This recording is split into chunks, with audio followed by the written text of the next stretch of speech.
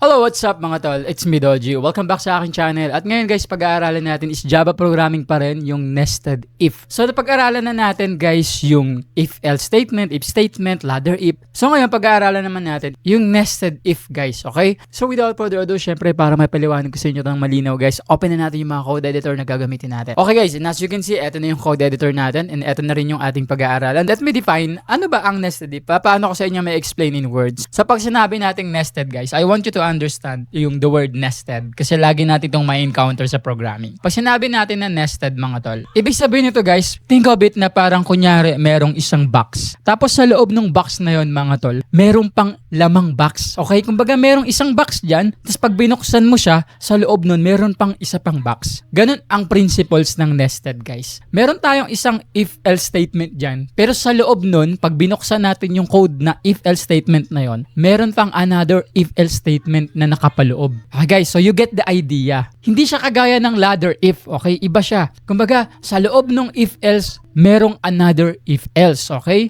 Or sa loob ng if statement, meron pang isa pang if statement. So ano yung mga real world parallelism? For example, di ba may naliligaw sa'yo. Tapos sabihin natin, ikaw yung girl, tapos may naliligaw sa'yo. Ang decision mo dyan, para kang naka-nested if. So yung unang if-else statement, if tall, then go. Pag hindi tol, edi else yun. Hindi ka pasado. Sabihin natin, tol yung nanligaw. Yun na lang ba? Hindi pa. So, meron pang another if else. Pag nakapasa ka dun sa tol, meron pang isa pa. May nested if else. Tol, tapos yung isa, dark. Di ba? At saka handsome. So, ganun guys, parallelism lang, di ba? Kumbaga, hindi lang basta isang layer yung kailangan mo malagpasan. So, sa ganun paraan natin ginagamit yung nested if, okay? Kumbaga, meron tayong multiple layers. Yung ladder if naman, multiple conditions. Ito naman guys, multiple layers of decision making. In order for us na mas maipaliwanag ko to sa inyo guys ng mas malinaw, simulan na natin i-code pero itatype ko muna dito yung description kasi hindi ko na-type. Pag sinabi natin nested if, an if inside an if.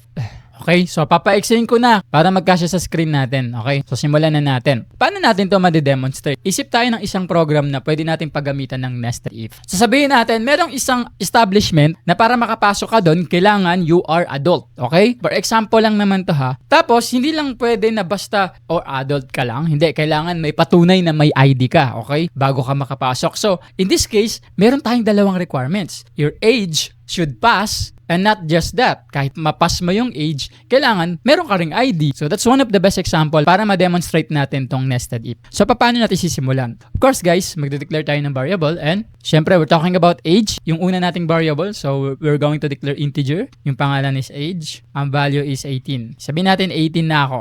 Yeah. After that, meron tayong isa pang variable, boolean. Bakit boolean? Kailangan natin ma-determine kung may ID ka ba o wala. Is it true or false? Kaya siya naging boolean. So, ano magandang pangalan nito? Has ID. Ayan. Okay? Sabihin natin true. So, kung makikita ninyo sa mga value na binigay ko sa variable natin, pasado ako. Kumbaga, I am allowed to enter that establishment kasi I'm 18 and I have an ID. Diba? Nakikita ninyo? So, based on our current variables. So, guys, alam ko kung gaano kahirap mag-aral sa mga tutorial videos kasi kailangan ko pang mag-backward, forward. Kaya naman, guys, gumawa ako ng PDF notes kung saan doon na nakalagay lahat ng list of topics, definitions, code example, at saka mga code explanations. In fact, guys, mas marami pa siyang lamang impormasyon kumpara sa mga tutorial videos natin. And doon ko din nilagay, guys, yung mga link na mga unlisted tutorial videos. Pag sinabi nating unlisted, ito yung mga tutorial videos, guys, na hindi naka-public. Pero pwede mo mapanood kapag meron kang link, which is nandun nga sa PDF. And napakahalaga rin, guys, na meron tayong notes kasi kapag magpa-practice na tayo mag-code, hindi na natin kailangan pang manood ulit ng mga videos kasi meron na tayong binabasa at tinitignan. So if you're going to ask me, is it worth it? Of course guys, it's worth it. Kasi mapapakinabangan mo to sa pagpa-practice at pag-aaral mo ng coding. So if you are interested guys, andyan yung link sa description sa baba. Back to the topic.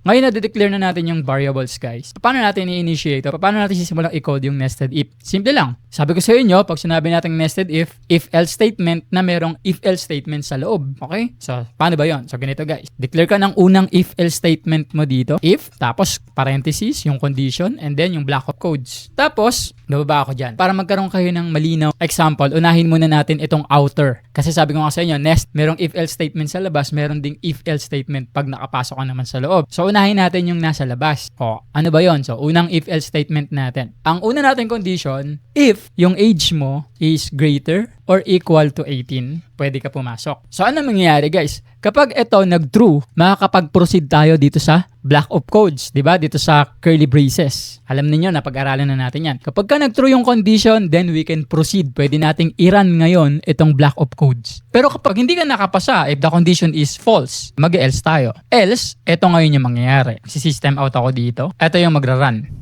Ayan, nakita ninyo, sobrang haba ata. Litan ko lang ng konti. Sige, litan na lang natin para magkasya. So, ayan yung magra-run. Magpiprint yung not allowed. Must be 18. Okay, sabihin na lang natin 18 older para malakihan natin yung letters. Ayan. So, not allowed ka, kumbaga, ang mangyayari. So, ito yung outer, guys. Asan ngayon dito yung nested na if or yung if-else statement na nasa loob? So, dito natin siya ilalagay sa loob ng curly braces ng if, sa if block. Okay, ibig sabihin, kung nakapasa ka sa unang condition, which is the age, kung nag-true yan, magpaproceed tayo ngayon dito sa curly braces. Another if-else ang ilalagay natin dito. Hindi tayo basta-basta mag-print. Diba? So, another if na naman. Siyempre, dahil another if yan, may sariling condition yan at may sarili din yang curly braces. Sabihin natin, if nakapasa ako sa age, anong sunod? O, ito na naman. If yung has ID mo is true din, ibig sabihin, ganito guys, true, ibig sabihin, meron ka ring ID, kumbaga yung condition dito is true din, ito na ngayon yung mangyayari. Magpiprint na ulit tayo. So, ulitan na lang talaga natin, wala na tayong choice. O, sabihin natin dito, allowed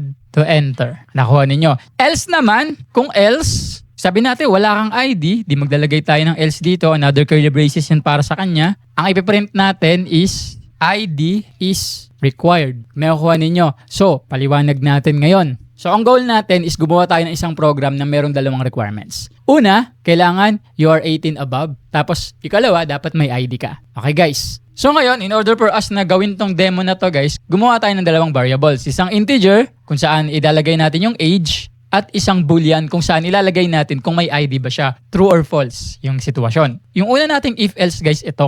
Ang chine-check niya is the age. Kapag ang age mo is 18 above, we can proceed saan? Dun sa nested if. Ano yung nested if na yon? I-check naman natin if you have an ID. Okay guys? Pero kunyari, hindi ka nakapasa dun sa unang if-else pa lang sa outer. Pag nag-false na agad yung condition, ibig sabihin you are not 18 above, then mag-else tayo agad dyan. Hindi na tayo magpo-proceed dito sa loob. 'Di ba? Hindi tayo pwede mag-proceed kasi false yung condition. So automatic, pag false ang condition, else yung magra-run. Ibig sabihin, you are not allowed. Nakuha mo. Sa tingin mo, deserve ba ng channel na to na masubscribe? Kung oo, please wag mo kalimutan i-click yung subscribe button. Kasi habang lumalaki itong community natin, is lalo kami na-inspire na gumawa pa ng marami pang mga simple at madaling intindihin ng mga tutorial sa hinaharap kung loloobin ng Diyos. And in return, gusto ko sana mag-comment ka dyan sa baba kung ano yung mga topic na gusto mong gawa namin ng mga video tutorials. Yun lang naman, balik na tayo sa topic.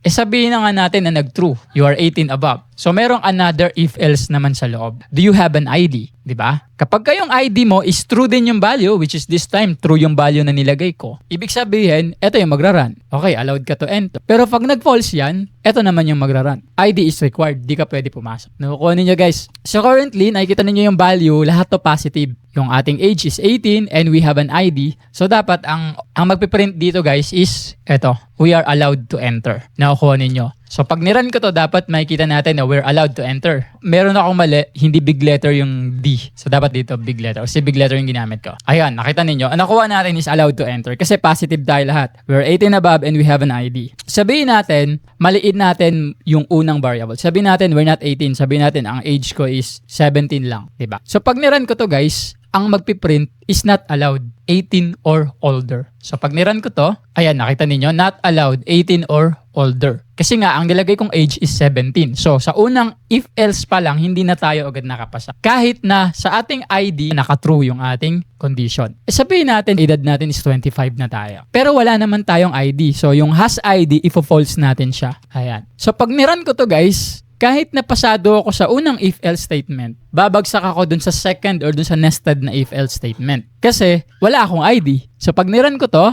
ang lalabas guys, ID is required. So nakukuha ninyo, sa ganito natin ginagamit ang nested if. Gumagawa tayo ng layers of decision.